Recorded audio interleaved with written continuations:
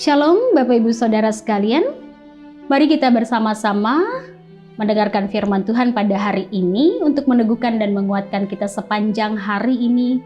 Dan sebelumnya mari kita bersatu di dalam doa, kita memohon pertolongan Tuhan. Firman-Mu itu pelita bagi kaki kami dan terang bagi jalan kami ya Tuhan, sebab itu kami percaya Engkau senantiasa menolong kami ketika kami rindu menyendengkan telinga kami mendengar tiap kebenaran firman-Mu. Roh Kudus Tuhan akan bekerja dengan sempurna atas kami semua dan kami mempercayakan kami bertumbuh menuju kepenuhan dalam Kristus Yesus oleh setiap perkataan firman Tuhan. Di dalam nama Yesus kami berdoa dan kami memohon. Amin. Kita merenungkan firman Tuhan pada hari ini dari Yehezkiel pasal yang ke-36 ayat yang ke-24 sampai yang ke-28 dengan perikop pembaharuan Israel.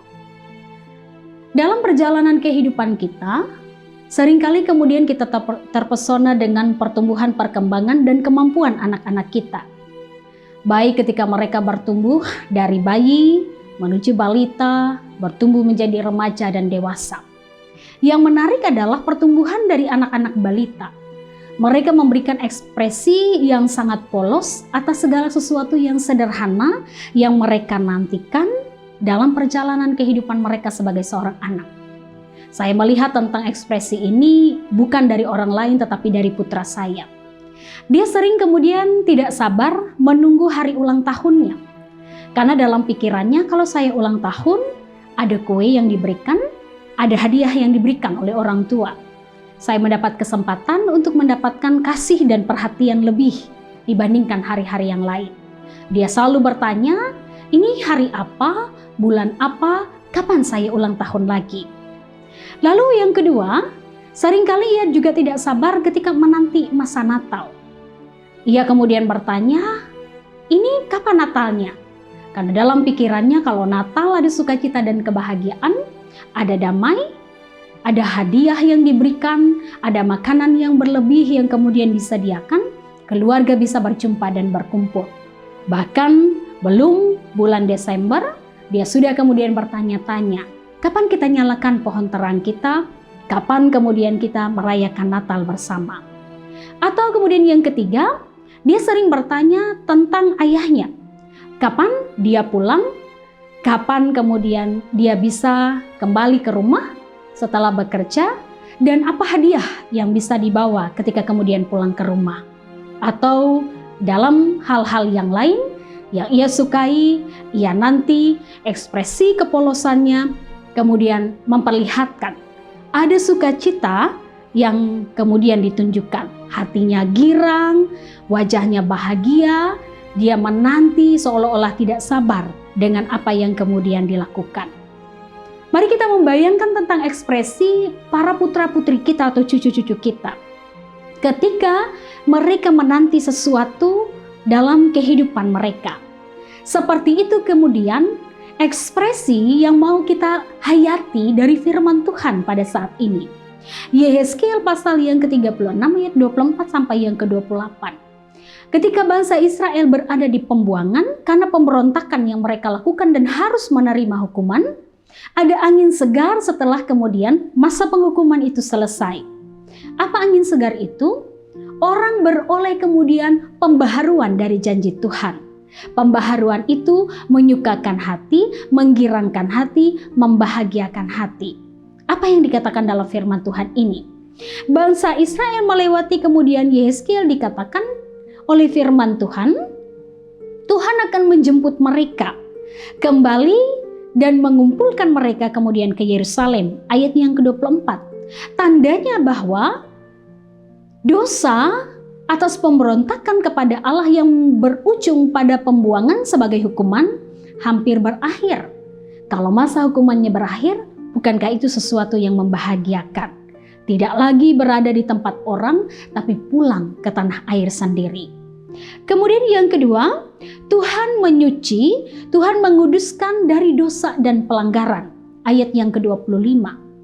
Itu adalah sesuatu yang membahagiakan, itu menggirangkan hati, karena ternyata pelanggaran yang begitu besar, pemberontakan yang sudah dilakukan, tidak lagi dihitung oleh Tuhan. Bagi saya itu adalah suatu hal yang sangat menyenangkan hati. Ketika kita yang berdosa, disucikan, ditahirkan oleh Tuhan, dikuduskan oleh Tuhan, tidak diingat-ingat lagi akan pelanggaran. Menjadikan kemudian penerimaan luar biasa dari Tuhan kepada umatnya. Kemudian yang ketiga, Tuhan memberi hati, dikatakan dalam firman Tuhan ini. Hati dan batin yang dibaharui serta dipimpin oleh Roh. Tujuannya adalah supaya bangsa yang keras hatinya tadi, supaya bangsa yang kemudian tegar tengkuk ini boleh belajar dari tiap karya dan penyelamatan Tuhan. Supaya mereka tidak lagi hidup dalam dosa dan pelanggaran, tetapi kemudian hidup menurut kehendak Tuhan, setia pada segala ketetapan dan juga peraturan Tuhan. Dan tentunya harusnya sama seperti anak-anak tadi, mengapresiasi atau menyambut kemudian anugerah dan janji Allah ini dengan sukacita dan kebahagiaan. Pada minggu ini, kita bersama-sama masuk di dalam minggu Adventus yang pertama. Ini adalah kesempatan bagi kita semua, jemaat Tuhan, untuk merenungkan dan mengingat betapa besarnya kemurahan Allah, sekalipun seringkali dalam kehidupan ini kita memberontak dengan dosa dan pelanggaran kita.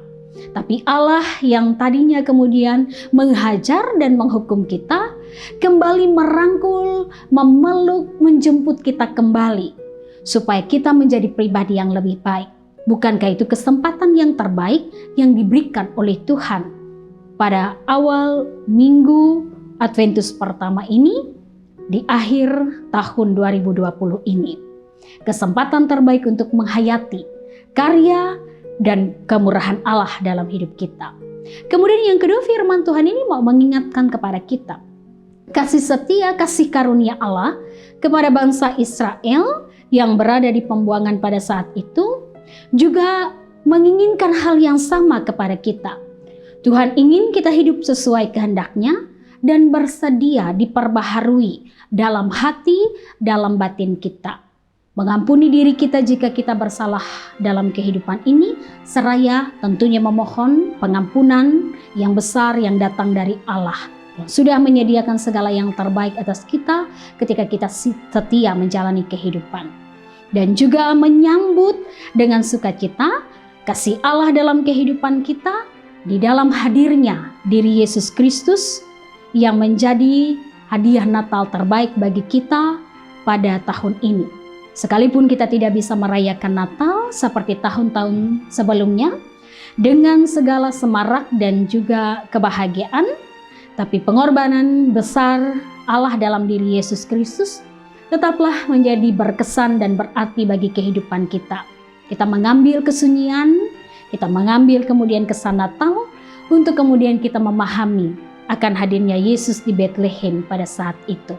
Jemaat Tuhan yang dikasihi dan diberkati dalam Tuhan Yesus Kristus, mari kita melihat Allah ingin merangkul dan membawa kita menjadi pribadi yang lebih baik, dan mampukanlah kita untuk dapat menyambutnya dengan girang, dengan bahagia, dengan sukacita. Kita orang yang tidak layak menjadi layak, kita yang berdosa menjadi kemudian tidak berdosa, kita yang tidak ada apa-apanya menjadi sangat berarti di hadapan Tuhan. Gunakan kesempatan itu agar kita mampu tetap menghayati kasih yang penuh pengorbanan juga bagi Tuhan dan sesama kita dalam pelayanan persekutuan dan senantiasa kesaksian kita. Tuhan memberkati kita semua. Amin.